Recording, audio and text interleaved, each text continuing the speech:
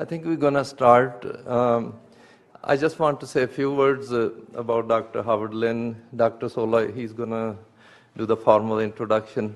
As a training director, it has been my great pleasure having Howard in our program for the last 2 years. He's one of the most hardworking, caring, thorough, and I think he worked really hard on this presentation. And I think you're going to enjoy it. Thank you, Howard.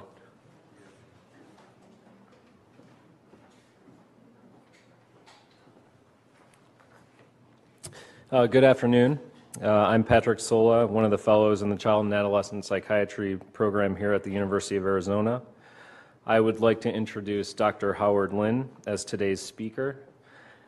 He graduated from college magna cum laude from University of Arizona.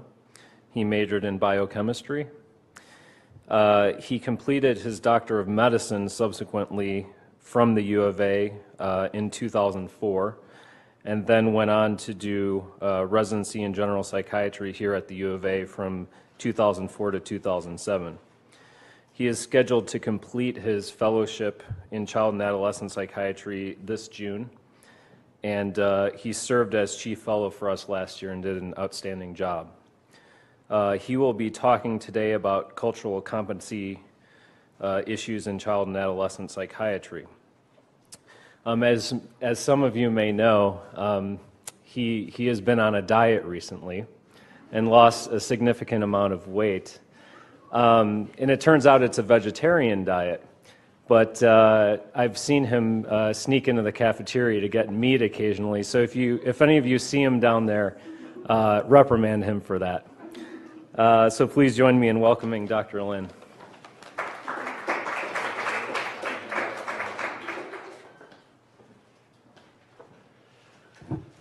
Welcome, welcome.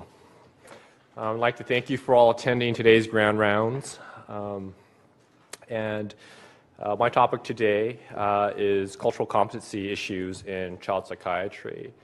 And this is a very important topic for various reasons that we'll go through during my presentation. And one of the other things I just want to briefly mention. One of my inspirations actually for this talk was an interaction I actually had with one of my attendings. One of my attendings actually had an interaction with a Asian American family, and at that time, during the evaluation, the attending had a distinct notion that they somehow had offended this family, and subsequently. Had addressed the issue, and the family did return, and I'll talk a little bit about that experience during my presentation as well. But that's one of the areas that obviously I'd like to expand on during my presentation as to the issues related to cultural competency in child psychiatry. So here we go.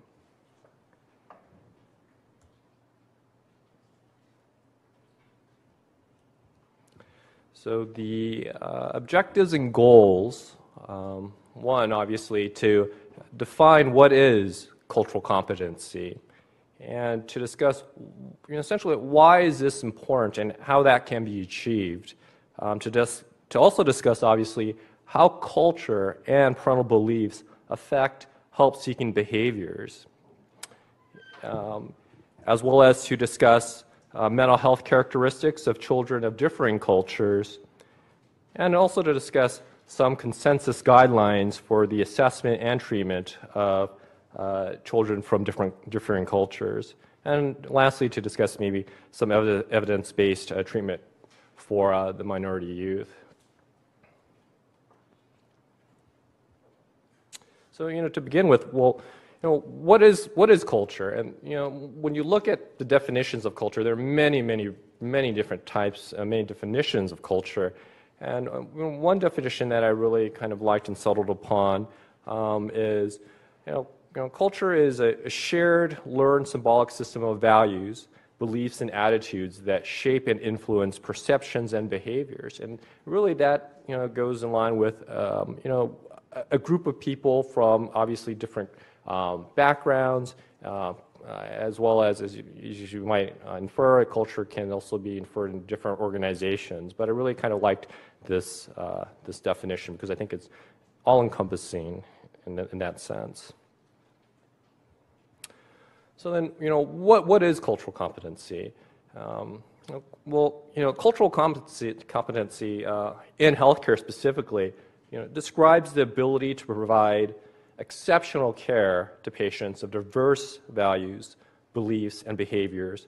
And this includes, obviously, tailoring to meet patients' social, cultural, and linguistic needs. And the two words I really kind of honed in on are both exceptional and tailoring, because you really can't provide exceptional care without tailoring to meet the needs of these individuals. So obviously the other question is, why is this important? Why is cultural competency important? And to get a better idea of why this is such an important topic, you have to really look at the demographics of this country.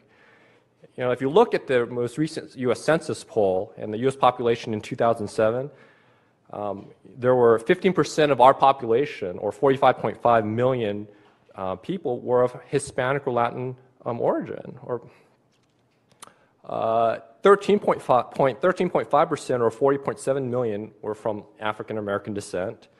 5% or 15.2 million were of Asian descent, and 1.5 or 4.5 million were American Indian, and 0.1 or 1.1 million were from Pacific Islander.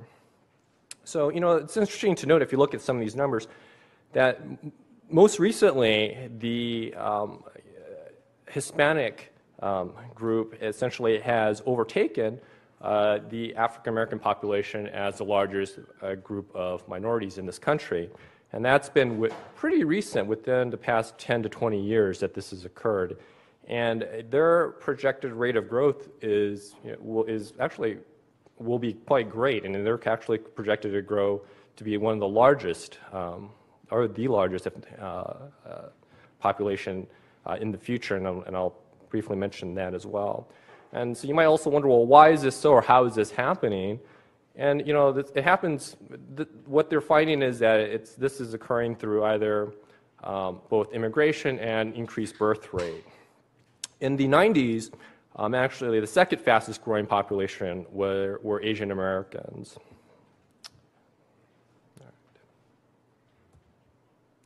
And so this is a slide of Arizona demographics, and this is actually something that was added later on, so it's not included in the handout. And someone had asked me, well, what does the Arizona demographic look like?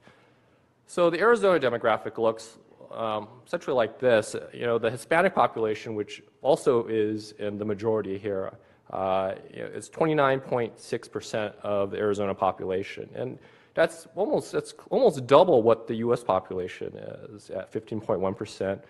African Americans tend to be lower in the state at 4% versus in the U.S. general population at 13.5%. American Indian, obviously, much greater rate of 4.7% versus the general population of 1.5%, and Asian American 2.5%, which is about half the percentage rate in the general U.S. population, and Pacific Islander is about the same at 0.1%. And this is from the U.S. Census Bureau, just recently. So if we look at the trends in the population data, essentially, what's really been projected, and this has been it's been pretty much kind of touted throughout the literature in the sense that essentially by 2050, European origin Americans will no longer be in the majority group of people, and that projected by 2030, children of non-European minority groups will be in the majority. And actually, at this very moment, currently among 6-year-olds, this is already true, that among 6-year-olds, the minority population is actually in the dominant group. And so obviously then the question is, the other question is, well, this obviously affects child psychiatrists, because we are the first we will be the first group of healthcare providers, along with pediatricians and general practitioners, obviously, that will be encountering and working with these diverse ethnic groups. So, mental health perceptions affecting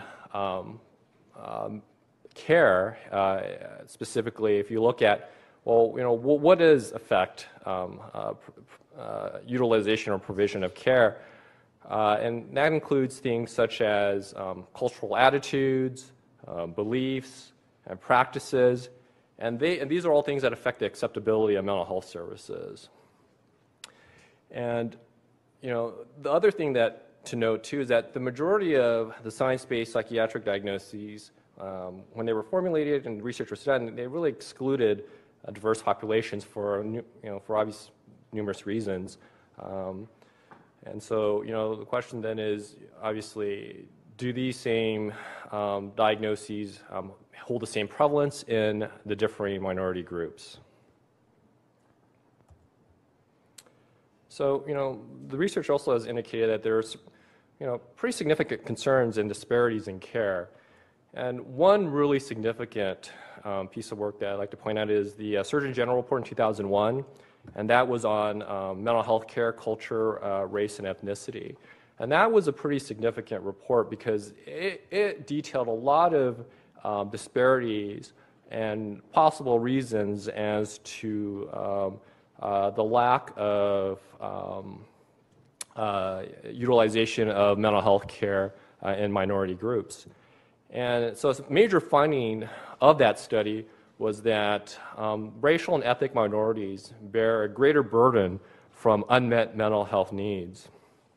Further studies, a study survey by the CDC in 2006 found that African American and Latino youths were found to have higher rates of suicidal ideation and attempts compared to their Euro-American counterparts.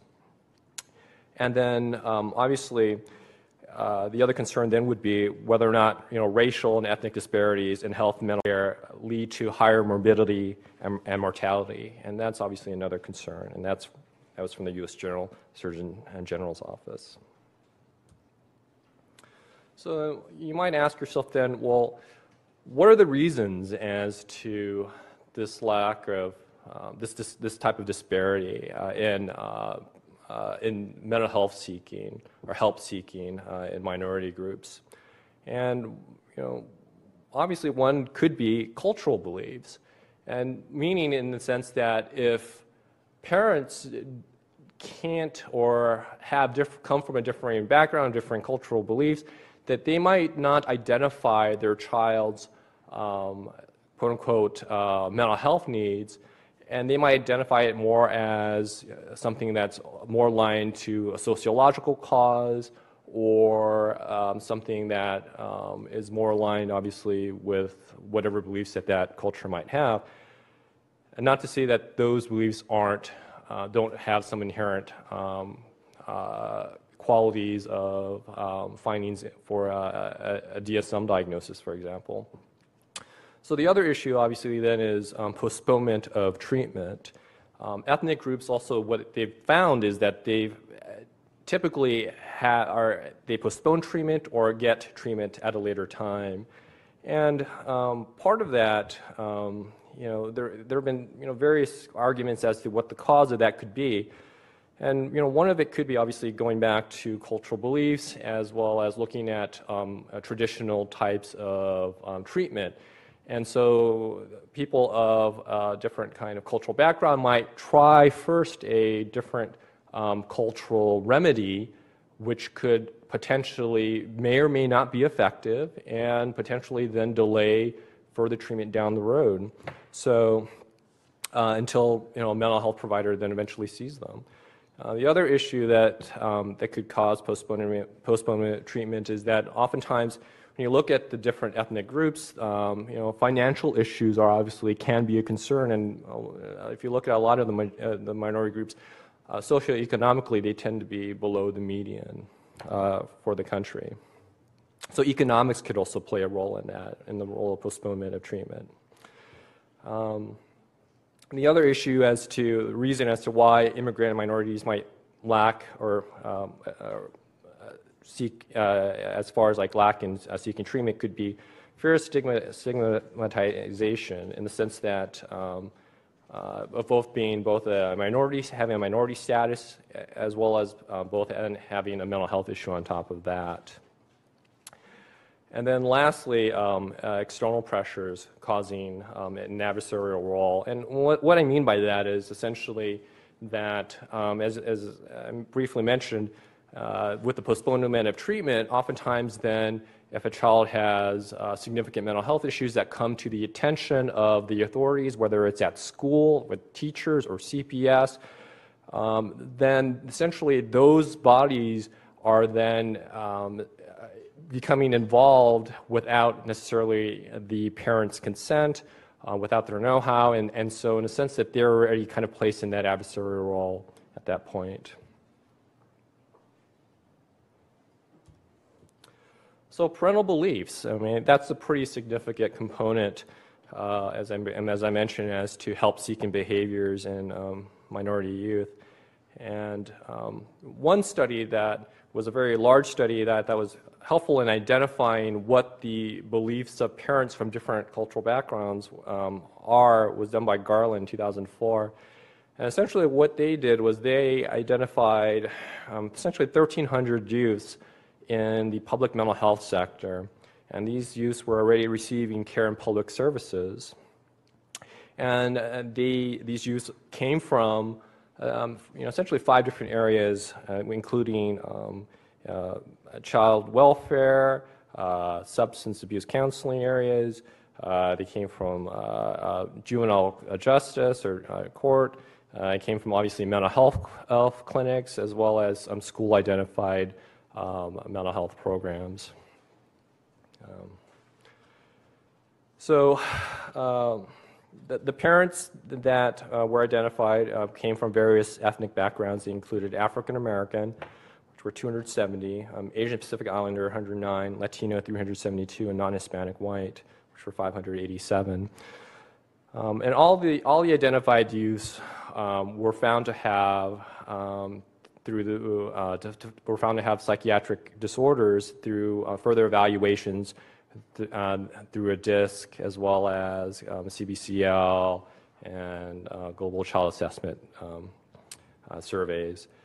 And they were also found to have significant impairment in order to make it into this study. So the people that conducted the study, they also then developed, a questionnaire, and the questionnaire was really developed to address what are the beliefs of the parents as to the cause of the child's mental health issues. And so they developed these 11 etiological categories, and based off of these 11 etiological categories, they would have to answer yes or no. And if they answered yes, then they would subsequently answer further questions. And of these 11 etiological categories, 5 of them were consistent with a biopsychosocial oriented mental health seeking services or seeking behaviors, essentially. And these were physical causes, either child with some sort of medical illness or handicap, personality which was inherent to the child, relational issues that the child had, or familial issues within the family that the child had, or trauma. And so the researchers identified these as the most likely of the etiological categories for what we would term as biopsychosocial or Western-derived medicine for psychiatric help. And then the other 6 categories were more sociological in nature. So they included friends, the influence of friends as to the cause of the child's problem, American culture, the influence of American culture as to the contribution to the child's problem, prejudice, obviously, as the influence of that on the child's problem, and economic problems, whether or not a child could afford food, afford clothing, and its role into causing the child's problem. And then lastly, spiritual causes such as influence of spirits or possessions on the child that was causing a problem that the parents believed, or nature disharmony, essentially being the fact that the parents believed that maybe the child's energy force was somehow not right or not correct. So, a graph of the findings says graph A. So on the y-axis, we have the percent of endorsed symptoms. And here we have the 5 biopsychosocial categories. Physical, personality, relationships, familial, and trauma. And here we have the purplish blue, African American, the big kind of the maroon color, purple, Asian, and then in this kind of white here we have Latino, and then in this light sky blue we have the non-Hispanic white population. So looking at each of these categories, what becomes apparent is that the non-Hispanic white population predominantly endorsed symptoms that fell into the biopsychosocial category, which would go in line with the thought or the hypothesis that obviously the vast majority, when you look at the general population, that they do seek help when needed. And it's interesting to note that if you look at which of these biopsychosocial categories are most endorsed, personality was the one that was most endorsed by the parents as to the cause of the child's mental health issue. And then if you look even a little bit more closely and you look at, well, which of these groups seem to not endorse the symptoms as most, or endorse the symptoms least amount of times. And of the two groups, essentially, Asian American, Asian Pacific Islander, and Latino groups tended to endorse these biopsychosocial symptoms less frequently than the non-Hispanic white population. And it's pretty apparent too if you look at each of these percentages, the rate at which they did not endorse these symptoms or categories. So if you look at the other side of the spectrum, and you look at the categories that are not biopsychosocial, that tend to be more sociological in nature and spiritual in nature, you find that that the different ethnic groups tend to predominantly endorse these symptoms more frequently as a cause of their child's mental health issue. And among Asian Americans, for example, they overwhelmingly endorsed friends or influence of friends as a contributing problem to their child's mental health issue, followed by American culture. African Americans predominantly endorse symptoms of prejudice compared to the other subgroups. And then what were the least amount of endorsed categories? And that surprisingly is both spiritual and nature disharmony. And it's interesting to note that among nature disharmony, lack of balance of energy within a child, for example, that the Asian Americans endorse that higher, which fits more into their cultural beliefs to some degree. So parental beliefs, essentially that Asian Pacific Islander and Latino parents, they endorsed all the biopsychosocial categories, but at a much lower rate compared to the non-Hispanic white population. The African American, Latino, and Asian Pacific Islander cited more ideological beliefs that were more sociological in nature, obviously, and less from a biopsychosocial standpoint or frame of mind. Asian Pacific Islander parents also cited American culture more frequently as an explanation to their child's problem, and both African American and Asian Pacific Islanders frequently cited experiences of prejudice as an explanation for their problem or their child's problem. So what were the most similarly endorsed beliefs? Well, amongst all the groups, essentially personality, as I mentioned, was one of the most highly endorsed beliefs, and except for Asian Pacific Islanders, and they cited that second behind friends, the influence of friends as to a significant cause of their child's problem. And then what were the least, as I previously mentioned, least similarly endorsed beliefs were spiritual causes and nature disharmony.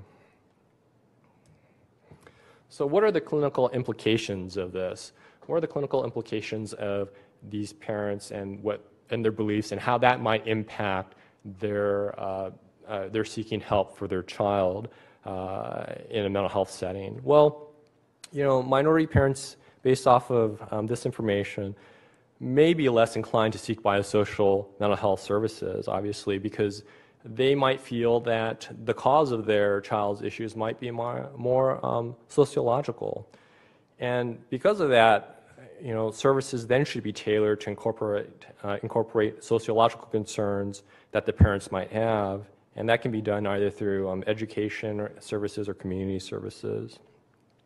And lastly, biopsychosocial mental health providers, their beliefs might also then conflict with their parents, the child's parents' beliefs as to the cause of the problem, and therefore subsequent follow-up care might obviously then might not be, the parents might not follow through with care essentially. So, a clinical vignette to kind of give an example and to illustrate how culture might affect health seeking, and this is an actual case. It listed in the Surgeon General's report, was that there was a 30-year-old Vietnamese male. He was living with his parents, was placed in involuntary psychiatric hold for psychotic disorganization. And neighbors called police after finding him screaming and smelling of urine and feces. He was the oldest of 5 children, and he was living at home while attending college. On's parents had a poor understanding of schizophrenia and were extremely distrustful of mental health providers. They thought that his psychosis was caused by mental weakness and poor tolerance of the recent heat wave. They believed that they could help On by providing him their food and making him return to school. Furthermore, they incorrectly attributed On's facial injury while at a locked facility to a beating from mental health staff. So, these misconceptions and differences in beliefs, cause the parents to essentially avoid use of mental health services. And, I thought that this was a very kind of nice illustration of how culture really can affect mental health seeking for various reasons. And it's interesting to note that, and if you look amongst Asian Americans, the whole sense of balance in oneself, and is somewhat actually described here. They believe that he had poor mental weakness and poor tolerance to the recent heat wave. So it's an imbalance of stress and heat that was causing this person to have mental health, a psychotic break, which obviously we know is not true, but from the parents' cultural perspective, they believe that was a significant contributor. And so, in that sense, the parents would then be less likely to seek mental health help, as described. So this also kind of leads me to to mention, as I previously mentioned, amongst, talking to an attending, as I mentioned earlier when I started this talk, about how they had, that attending had an experience with an Asian American family. And, the thing that was interesting about here to note too is that, here we have, a 30-year-old Vietnamese male, and you might think, well, obviously because he has a history of schizophrenia and his poor cognitive functioning, and that might contribute to him obviously living at home at a later age, which certainly could be true as well. But the other thing that I think that was really interesting to note in here too is that oftentimes that Asian American families tend to be, children of Asian American families oftentimes can still live with their families to a later age. And so the thing that I just wanted to bring to attention was that, as I mentioned in that, with that earlier episode with the attending talking about having an interaction with a parent. Well, one of the issues in that situation was that the parents were the attending felt that the parents were being essentially overbearing on the child, because the child at this point was 17 years old. The child was still living at home. and was still essentially having to do homework that the parents would then check. And so one of the things that the healthcare provider tried to do was, try to help the child by giving the child a little bit, and explaining to the parents the need for distance. And obviously the parents felt that the provider was not really listening to their needs and was essentially being disrespectful. And so I think that's something obviously to keep, to keep in mind when dealing with not just Asian Americans, but different groups of different cultures. So, talking about Asian American Pacific Islanders, that's a very diverse group of people. When we say Asian Americans, that's an incredibly diverse group, and as well as, the other ethnic groups. Here we have a picture of, Chinese American, a picture of Samoans here, and then, we have some Cambodian children here. So, the group of Asian Americans, we use the term in a kind of categorical sense, but it really encompasses a wide range of cultures. So what are some mental health issues in general? Well, a lot of the studies, they can't, as I mentioned, you can't really lump the whole Asian American group as a whole. So what they do is they look at, some of the subgroups. And, there really haven't been many studies large-scale studies documenting psychiatric disorders in each individual group. Studies on individual subpopulations have indicated similar rates of psychiatric disorders in general. However, there are some groups, some Asian population groups, that have been found to have higher rates of psychiatric mental health disorders. Specifically, Native Hawaiian youth have been found to have higher rates of suicide compared to their general mainland population group. And that has been somewhat postulated as to, well, is it more because of their ethnicity, or is it more due to cultural affiliation? And Miyamoto actually had established that what it appears to be is it's more due to cultural affiliation that causes what seems to link the higher rates of suicide in this subpopulation.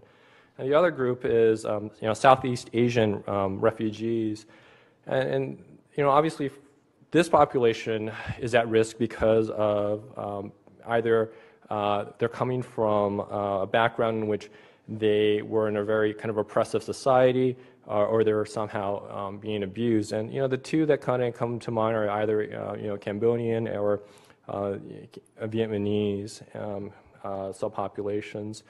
And I actually have there was a friend of mine that I knew quite well, and he actually was a refugee from Vietnam.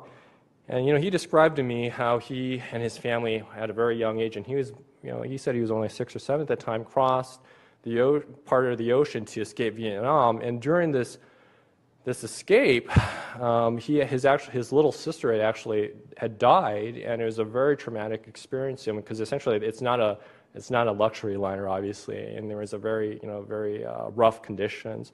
And so to this day, he really has a lot of trouble going on any boat trips, and essentially, obviously, you would infer that maybe he might have some post-traumatic stress disorder. So obviously, that population, you'd want to screen for those types of symptoms. So African American children. So this is a image of a pretty famous house, and some of you might know this home. This is a home in Atlanta, Georgia, and it's the home of Dr. Martin Luther King. So mental health issues affecting African American children. So epidemiological studies or research they've shown that there doesn't seem to be a major difference between African Americans and whites. But at the same time, other studies at times have found variable findings in mental health illnesses. And if you really then start to look at the studies and look at the methodology, you see that it really kind of does vary by region, the samples, age, and their assessment methods. But in general, what they do tend to find is that African American children tend to underutilize mental health care, and that's pretty consistent throughout the literature. And then the other thing to note too is that, from the Surgeon General's report in 1999, African American children in 4 different geographic areas had unmet needs compared to their white children counterparts. And the Department of Health and Human Services in 1999 also found that, 45% of children in public foster care were of African American descent. So, you have a population here that, can be impoverished and does have at times what appears to be a high level of need, but are underutilizing mental health services, and in general, actually, medical care. American Indian children. So, this is an image here of Pascal Yaqui tribe, as well as image of the local Tohono O'odham women. So, mental health issues that are affecting Native American youth. Again, these studies are few, but the studies that are done also, they're on specific Native American groups or tribes. And again, just like many of the different other ethnic groups, the Native American people they're very diverse, and their cultures they vary. And so one study, though, that looked at children of Cherokee descent from the Appalachians in North Carolina was the Great Smoky Mountain Study, and they tried to assess psychiatric disorders in 431 youth. And what they found in this subpopulation was that these Native American children had similar rates of disorder compared to white children in the same area, essentially 17% to 19%. However, they found that rates of substance abuse were significantly higher, specifically alcohol use, 1% versus 0.1%. And to give you a better idea of the ages of these children, the children ranging in this study were 9, 11, and 13. And what they found was that between 9 and 11, children really didn't have significant use of substances. But by the age of 13, that the majority of the kids, about 9% of them, had used alcohol, and within the past 6 months. And that compared to their white counterparts, which that rate was significantly lesser at like 3.5%. So, there is a great disparity here amongst Native American youth using alcohol at a very young age. And, this is one study that documents that. And there are others that do as well. So the other issues that face Native American children and youth are, suicide. And the rate of suicide on the Native American reservations, have been reported as, pretty high, and specifically in the Midwest. And those rates seem to be much more higher than in other areas compared to the general population. And one study by Mock showed that Native American males in the Midwest Plains region, from the ages of 15 to 24, accounted for 64% of suicides in that subpopulation, and that is 2 to 3 times the national rate. And so it's obviously a significant concern.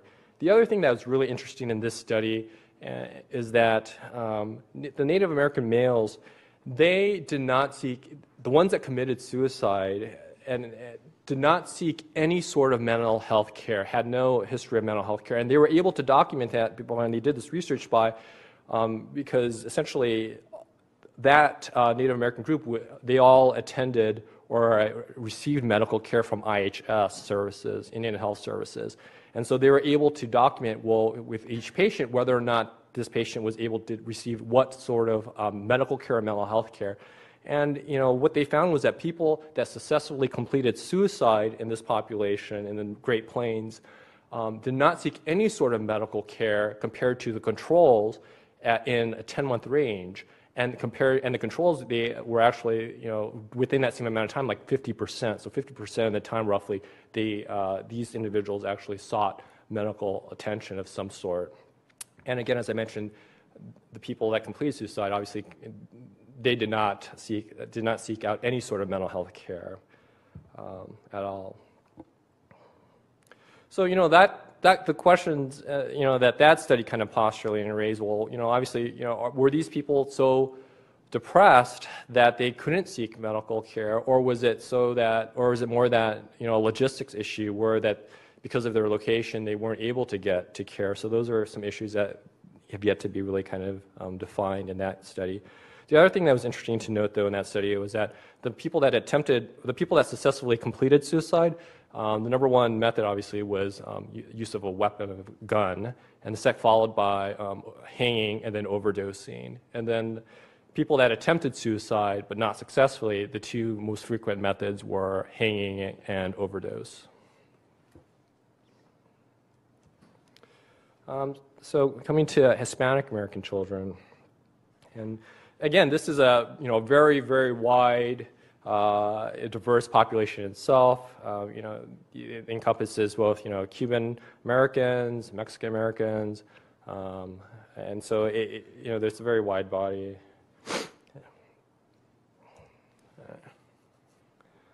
So mental health issues affecting this population. So there have been some studies to suggest that Latino children appear to be more at risk for mental health disorders than white children.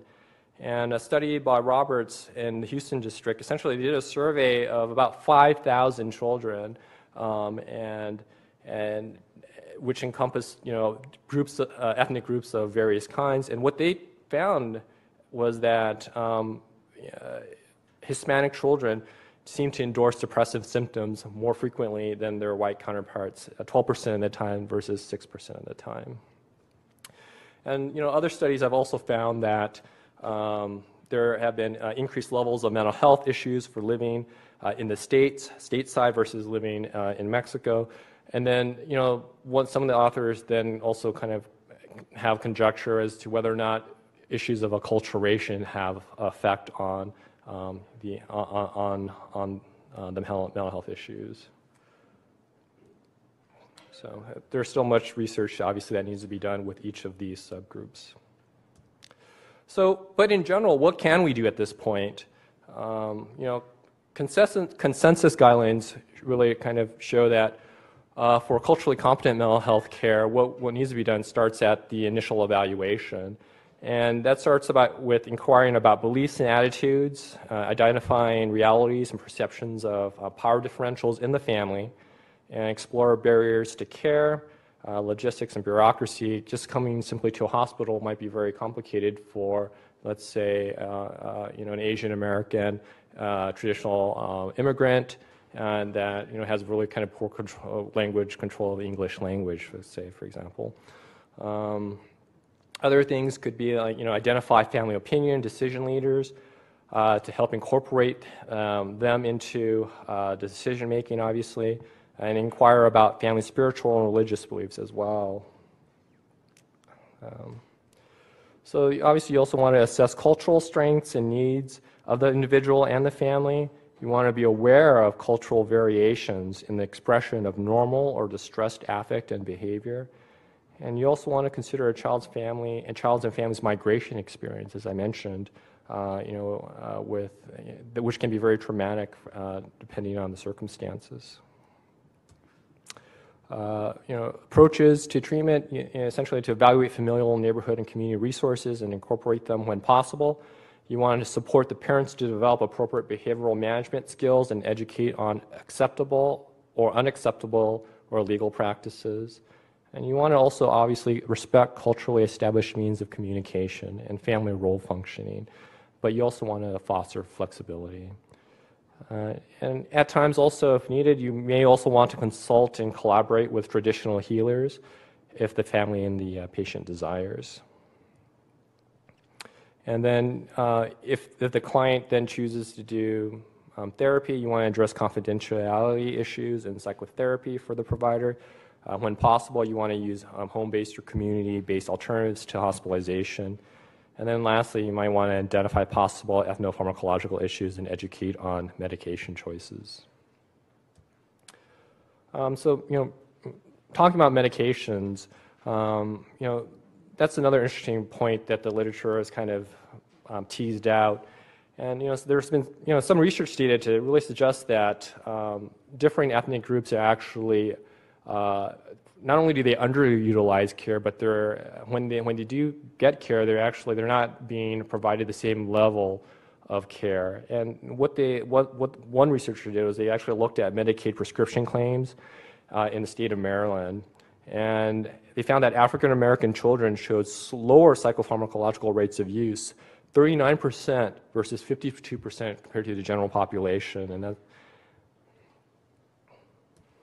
And other studies, obviously, looking at, when you look at, as child and adolescent psychiatrists, we oftentimes, one of our bread and butter is obviously ADHD. And so other studies looking at, the prescription rates of ADHD treatments and have also indicated the same thing. Here in the state of Florida, Bussing did a study on special education students, and he found that minorities there were found to have twice as likely unmet service needs. And then, as I mentioned before, another study that replicated the prior study in Maryland found that African American and Latino students received methylphenidate only half the time compared to their Caucasian counterparts. So, there are lots of, this brings up a lot of questions. Well, why is it that, first of all, ethnic groups are underutilizing care, and then why is it too then that they are not getting the medications that they need, if one were then to say that in general, as I previously mentioned, that psychiatric disorders tend to be generally in the same prevalence range among the different groups. Well, one argument then was that was suggested by different authors was that, well, maybe the psychiatric conditions were at a different prevalence rate. But, again, studies really haven't identified this. And if anything, they've stated that these disorders might be higher in certain groups, such as African American and Latinos. So the other possible reason for that could then be, as far as the lack or lower use of psychotropic med use, could be possible unequal access to care, provider biases, and then as well as failure to provide psychoeducational information and management of side effects. Okay. And lastly, obviously, cultural factors may also affect medication use and prescribing, and parents' willingness to take medications for their children.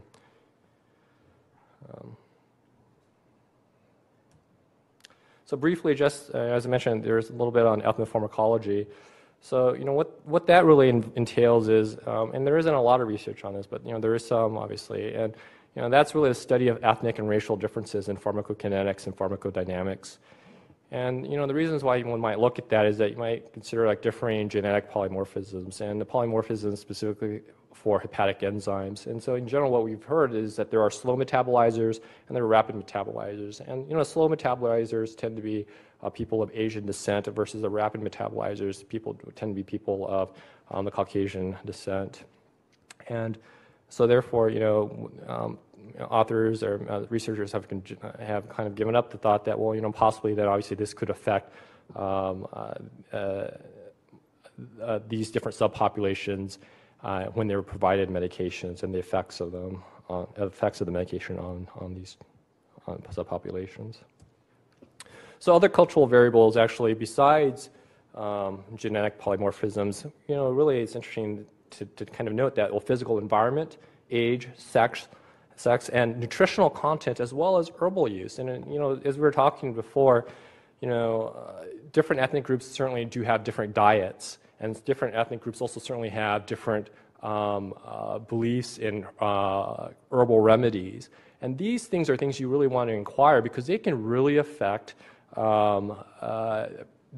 can possibly really affect the effect of the medication on the individual. And for example, like citrus intake, we know inhibits CYP3A4, and there are certainly obvious SSRIs that are processed by that, or they might contribute to the further inhibition. And corn intake, we also know, can inhibit CYP2D6. So as I previously mentioned, something just to be aware of, there's been some research, but still minimal. And the obvious other concern is concerns for stereotyping. and that each individual, even though they might be from a specific ethnic background, might be stereotyped, and someone might tailor their medication prescribing to that. But that's something what should be noted is that it's not something that should be tailored individually for practice, but something to be aware of and not to simply stereotype. So what are some then evidence-based interventions? There's been literature to show that there have been cognitive, behavioral, and interpersonal psychotherapies which have been very effective in working with the different ethnic groups. Brief dynamic family therapy, for example, was initially based off working with different Latino children, and that was then subsequently expanded to different ethnic groups. Community-based interventions, which incorporate cultural needs, are also, obviously, as I mentioned, could be very potentially helpful and beneficial to parents from different ethnic backgrounds that might feel that their child's problems are more sociological in nature, and so therefore it might be more acceptable for the parent to seek or obtain help through that means. And then lastly, there's also been research, second to last, lastly there's been research also indicating that cultural training of providers along with translator services, that's also been effective in providing culturally competent care. And then group and family therapy has also been found to be obviously effective when cultural issues of the parent or child are incorporated then into the therapy as well, and then the provider being knowledgeable about it. So in summary, cultural competency is important for service of the increasingly diverse population. Ethnic parental beliefs may affect mental health seeking, and that prevalence of psychiatric disorders in ethnic children have been found to be equal, if not greater. But really, research has documented that there's really an underutilization in the different ethnic groups, some greater than in certain areas than others. And increasing provider awareness, along with increased incorporation of community services, may improve utilization of mental health services from these different populations. And I think that concludes my talk. Thank you. So one thing before I open up to questions, I just really wanted, this is, obviously one of the highlights of both psychiatric residency and child fellowship is to be able to give a grand rounds talk. And I really want to use this time in a public forum to thank many people that have been really inspirational in my education here in the department. I'd like to thank Dr. Harry Guman for his guidance through the program. I'd like to thank Jaswinder Guman with her guidance working with younger children, as well as Dr. Ketsanis working with adolescents. And obviously I would also have to be remiss without having to thank Dr. Moreno, who was really instrumental in allowing me to join the program here. And I really do remember and thank him for that, as well as my fellow colleagues here. So thank you. Oh, and and then one last person, obviously, Dr. Trimble, who was very helpful, obviously, in my inpatient services education. So thank you.